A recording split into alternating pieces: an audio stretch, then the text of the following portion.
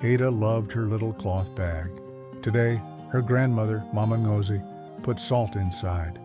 "Salt is special," Mama Ngozi said. Ada smiled and hugged her. She slid the white grains into her bag. Outside, birds sang in the tall palm trees. Ada's friend Kola ran to her. "What is that?" he asked. Ada held up her bag carefully. Kola shook his head. "Salt is for cooking only," he said. Ada whispered, "I believe salt can protect me." Kola laughed and walked away. Ada opened the bag and looked at the shining grains. The salt sparkled under bright morning sunlight. Magical. At school, Ada sat next to Aoife in class. Miss Amaka pointed at the board. "Math time," she said kindly. Ada felt strange. She clutched her salt bag tight. Outside the classroom window, clouds rolled in fast. A cold wind whooshed through the door. Aoife frowned. "Do you feel that?" she asked. Ada nodded slowly. "My grandmother warned me salt scares danger," Ada whispered. Aoife giggled. "That's silly." Suddenly, the lights flickered. The door creaked open by itself. Every child gasped. Ada stood up. She held her bag high. A soft white glow surrounded her. The whole class went silent. That night, Ada woke to a soft cry. She sat up in bed.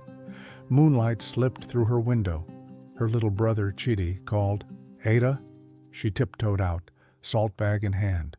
Chidi sat on the floor, wide-eyed. "I heard footsteps," he whispered. Ada knelt beside him. "It's okay," she said, rubbing his back.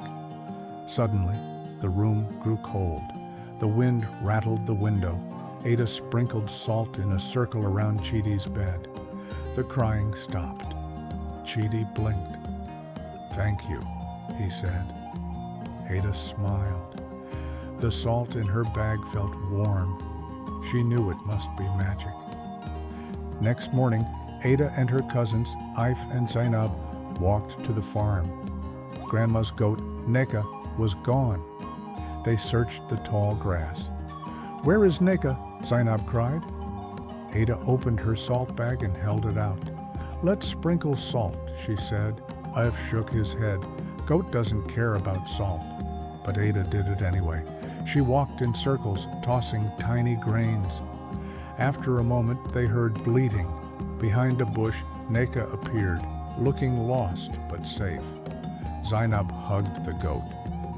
"Your salt trick worked," she cheered. Ada beamed with pride. Her bag of salt felt heavier and even more special. On the way home, a black crow perched on a fence. It cawed loudly. Kola ran up, shooing it, but the crow stayed. "That bird looks strange," Ada said. She held her salt bag out. The crow tilted its head. Then it dropped a small note before flying off. Ada picked it up. It read, "Danger comes at sunset." Kola frowned. "Someone is playing a trick," he said. Ada shook her head. "No, I think it's real." She put the note in her pocket. "We must be careful," she told her friends. A cold chill crept over them. That afternoon, clouds gathered again. Wind whispered through the trees. Ada and her friend sat under a mango tree. "What if danger comes?" Zainab asked, voice trembling. Ada held out her salt bag. "Salt can keep us safe," she answered. The wind grew louder, almost like voices. Leaves swirled around them. Ife's eyes widened. "I'm scared," he said. Ada took a pinch of salt and put it in her mouth. "My grandmother said tasting salt gives courage," she explained. Then she shared salt with each friend.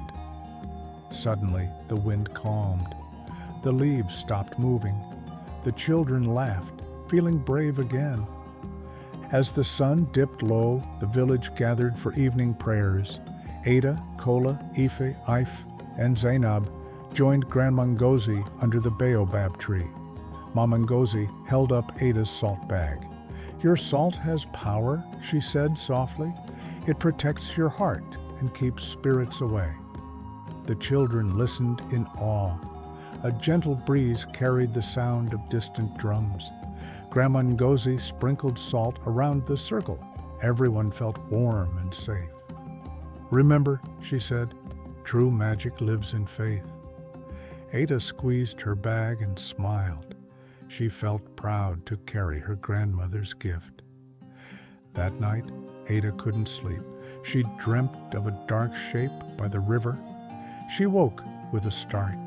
Without telling anyone, she grabbed her salt bag and crept outside.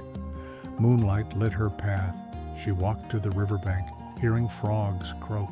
There, a tall, shadowy figure stood near the water. Ada's heart pounded. She sprinkled salt at its feet. The figure stopped moving. Ada took a deep breath. "Go away," she whispered. The shadow melted into mist and vanished. Ada gasped. Salt had worked again. She hurried home, hugging her bag tightly. The next morning, a town crier shouted, "Danger at the old bridge!" The whole village gathered. A broken plank had left a big hole. Anyone crossing might fall into the deep water. Mama Ngozi called Ada forward. "Show them your salt." Ada stepped up and tossed salt into the hole.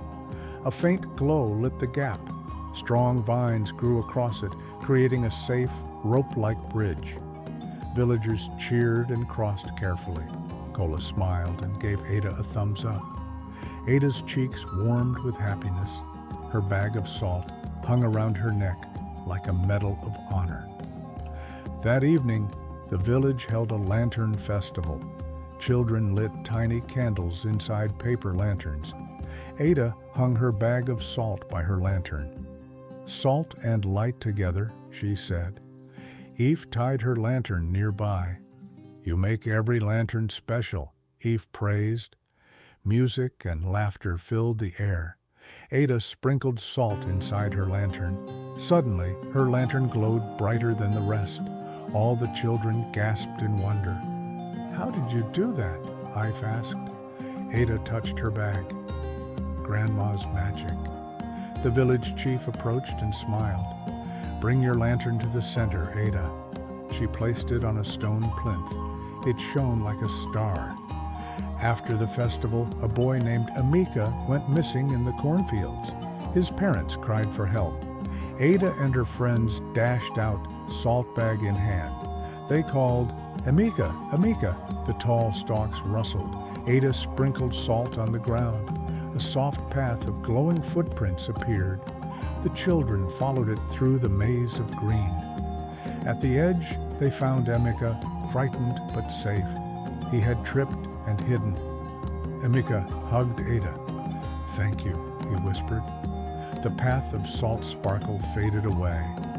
Ada knew her bag had guided them home again. That night, thunder rumbled and lightning flashed. Rain pounded on tin roofs. Ada's house shook with wind. She stood in the doorway, salt bag in hand. "Salt can calm storms," Grandma Ngozi had told her once. Ada whispered a small prayer. She walked outside into the downpour. Each step, she tossed a pinch of salt toward the storm clouds. The thunder grew softer. The wind slowed. The rain turned to a gentle drizzle. Ada hurried back inside as the storm disappeared completely. By sunrise, the sky was clear and bright again.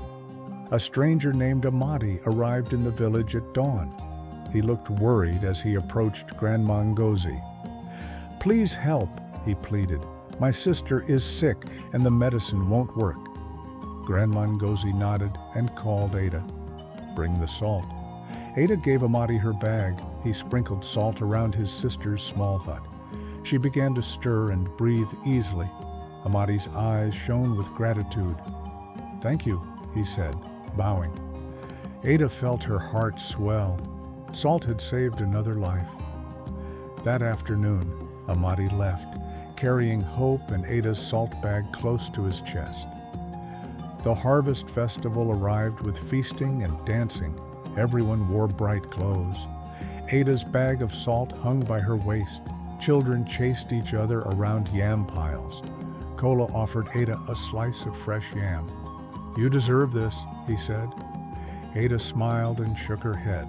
She took the yam and crunched it slowly. At sunset, Grandma Ngozi called all children to a circle. She passed around her bag of salt. "Share a grain with someone you love," she instructed. Ada gave salt to Kola, Ife, and Zainab. As they ate, laughter and joy filled the night. The next day, a great yawning chasm opened at the edge of the village. Fear swept through everyone. No bridge could cross it. Grandma Ngozi looked at Ada. "Your salt will build a path," she said gently.